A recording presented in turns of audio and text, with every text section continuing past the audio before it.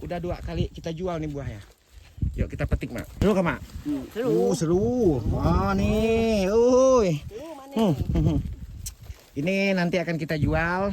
Selamat pagi semuanya. Nah, jadi untuk kawan-kawan sahabat petani kelapa sawit, di video ini saya akan tunjukin tentang tanaman kelapa sawit dicampuri dengan yang namanya tanaman sayuran. Nah, ini yang dikatakan biasanya itu tanam tumpang sari. Nah, jadi seperti apa penataannya supaya tanaman sayur kita tidak terganggu ketika masa merawat sawitnya, dan juga tanaman sawit kita itu tidak terganggu oleh tanaman sayuran kita. Nah, di video ini akan saya jelaskan, karena umumnya tuh biasanya tuh ada yang ngomong nanti perawatnya sulit kalau dicampuri. Nah, jadi ini pentingnya kita membuat video ini supaya mempermudah cara kita melakukannya di lapangan. Jadi selengkapnya yuk ikutin terus video ini biar teman-teman bisa melihat lebih jelas dan lebih mudah dipahami teknik dan cara kerja yang sudah kita lakukan. Nah, karena ini kebetulan ini sudah berhasil. Nah, jadi hari ini kita akan manen sayur kita. Sebelum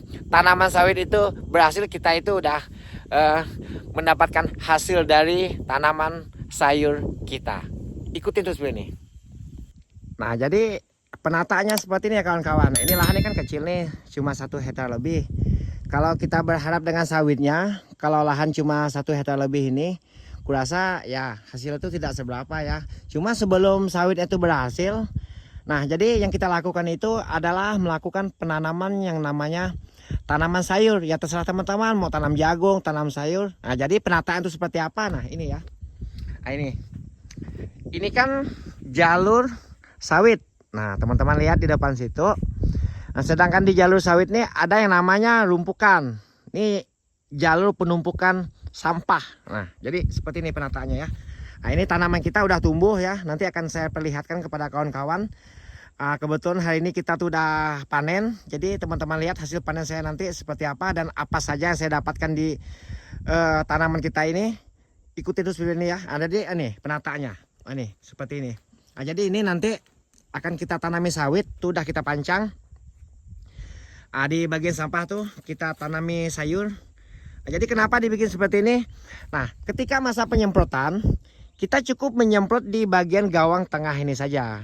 Nah, sedangkan di sini kan tidak kita lakukan dengan cara disemprot. Nah, jadi aman.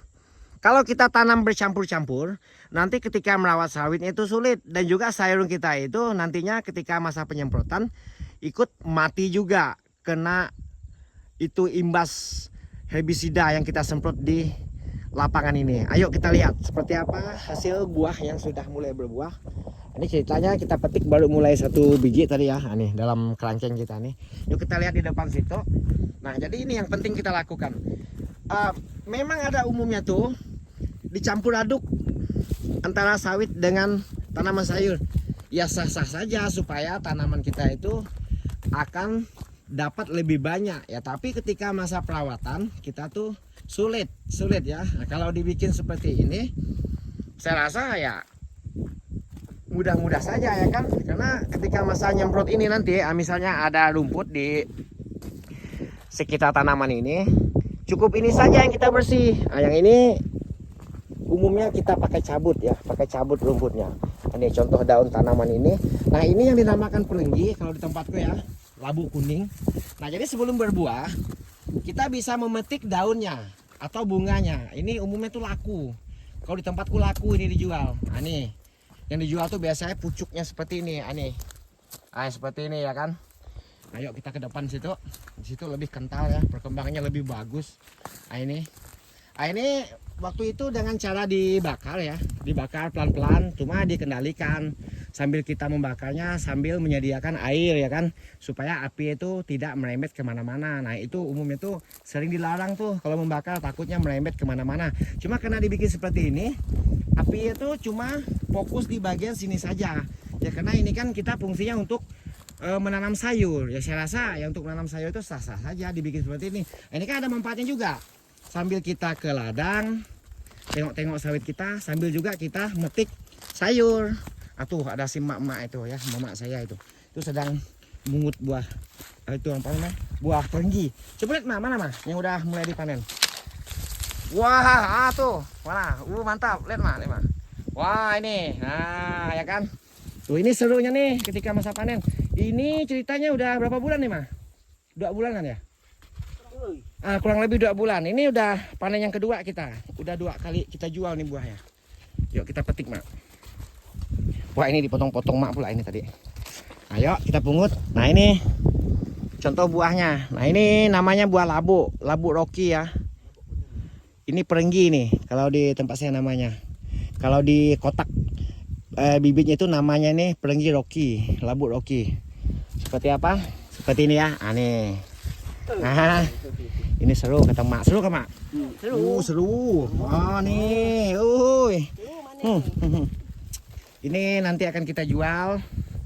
Nah, nanti mungkin kita tukarkan lauk ya, karena kita udah bosan makannya. Nah, ini pentingnya tuh. Walaupun kita tidak makannya ya kan, tidak nyayurnya, ini bisa dijual untuk beli lauk. Nah, tuh. Nah, jadi itu kegiatan kita di pagi hari ya. Nah, itu boleh mak dipetik mak. Ini satu G. Ini. Ini. Bukan lampak ikau tadi. Ada lampak udang situ. Kalau jenis perenggi yang ini, ketika dia udah duduk seperti ini ya, seperti kodok ini artinya udah waktunya dipetik. Rocky ya, namanya Rocky. Lihat. Wah, tuh lagi proses memetiknya. Nah, adapun selain buahnya itu, ini yang namakan bunga ya. Nah, ini bunganya bisa juga dijadikan sayur. Nah, nih seperti ini yang kuning-kuning nih. Ah, ini ya, ini bunga. Nah, kita sambil metik pucuknya ya, sulurnya sambil metik bunganya juga. Tuh seperti itu contohnya penataannya ya. Jadi ini tidak mengganggu tanaman sawit, dan juga tanaman sawit itu tidak mengganggu tanaman sayur kita. Nah ini seperti ini ya kan. Nah jadi teknik penataan itu penting ya. Teknik penataan itu penting supaya tanaman kita itu tetap tumbuh baik-baik saja sampai menghasilkan buah seperti ini. Nah, ini ada lagi calon buah barunya ya. Sisa dipetik tadi. Nah, jadi seperti itu ya. Nah, ini jalur tanam sawitnya karena belum ada bibitnya ya. Jadi kita tanami sayur dulu. Jadi apa aja tumbuh nih kalau lokasi seperti ini nih, tidak cerewet dia. Ini kita sambil berburu nih, berburu buahnya lagi. Nah yang namanya buah perenggi ini tadi ya, buah labu kuning ini, jangankan yang udah tua ya, yang masih seperti ini aja tuh udah ada peminatnya tuh. Nah ya kan, seperti itu udah ada yang mau belinya. Nah itu keuntungan nanam ini, tanaman ini tidak ada perawatan, hanya ditanam udah, tidak perlu dipupuk, tidak perlu diapa kalau yang sejenis ini, kecuali misalnya tuh jagung ya kan, jagung atau cabai atau terong. Nah, itu sih mungkin perlu ditutup. Nah ini yang saya katakan itu memanfaatkan lahan. Nah ya, dengan cara menanam sawit sambil menanam sayur. Ah itu satu lagi itu. Coba lihat dekat-dekat. Asli ada seperti itu ya, lagi belum dipetik. Waduh, tempatnya agak becek ini. Wah, ini seperti ini dia. Tuh. Seperti ini tuh. Ini mantap ini. Tanpa dipupuk. Cukup ditanam dan menunggu masanya berbuah. Nah, jadi cerita itu kita tuh udah tidak beli sayur lagi, cukup beli lauknya doang. Nah, nanti buah ini dijual, kita tukarkan dengan lauk. Nah, tukarkan dengan beras. Nah, jadi seperti itu ya kan kawan. Oke kawan-kawan, hanya itulah video yang bisa saya sampaikan. Nah, jadi ini pentingnya kita itu menanam sawit itu sambil menanam sayur. Fungsinya itu supaya kita itu betah ke ladang. Nah, jadi karena kita nengok sayuran kita jadi betah ke ladang. Nah, itu cara saya ya, supaya saya rajin ke ladang. Dan juga masa sawitnya belum berhasil itu, kita ke ladang itu seolah kita tuh ada hasil, ada upahnya. Nah, dengan hasil sayur yang kita tanam itu, nanti kita petik, kita jual ya, bisa tukarin makan yang lainnya, bisa tukar beras juga. Jadi kita tuh tidak kewalahan ya kan. kalau tidak menanam sayur ketika masa seperti ini ya kan, apalagi ini kan lahannya kecil ya kan, karena ini mampu dikelola. Nanti biasanya tuh kalau tiap hari ke ladang hanya ngurusin sawit, pulang ke rumah kita bingung mau beli sayur apa, mau beli lauk apa. Ya sedangkan kita tidak ada pemasukan lainnya ya, jadi seperti ini supaya pekerjaan kita itu bisa berkepanjangan, jadi betah ke lahan, bisa tiap hari, bisa tiap pagi, kadang bisa tiap sore, karena kita merawat tanaman yang lebih cepat berhasil seperti sayur. Nah jadi seperti itulah ya videonya yang bisa saya sampaikan. Semoga cara yang saya lakukan ini bisa memberi manfaat untuk sahabat-sahabat petani kelapa sawit lainnya. Semangat dan tetap sukses jadi petani mandiri.